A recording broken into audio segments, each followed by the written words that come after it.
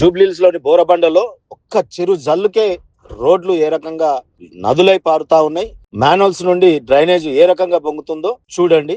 మేము ఇప్పుడు బోరబండ నుండి బయటికి ఎలా వెళ్తామో భయమేస్తుంది. కానీ ప్రజలు చూడండి, పాపం కూరగాయలు కొనడానికి మహిళలు సైతం మోకాళ్ళ లోతు నీళ్ళలో ఏ రకంగా నడుస్తా ఉన్నారు. ఇది పెద్ద గంటల పాటు పడ్డ వర్షం కూడా కాదు, ఒక 2 నిమిషాలు పడ్డ చిరుజల్లుకే. మరి 10 ఏళ్లు మున్సిపల్ శాఖ మంత్రులు కేటీఆర్ గారు ఏం చేసిరు?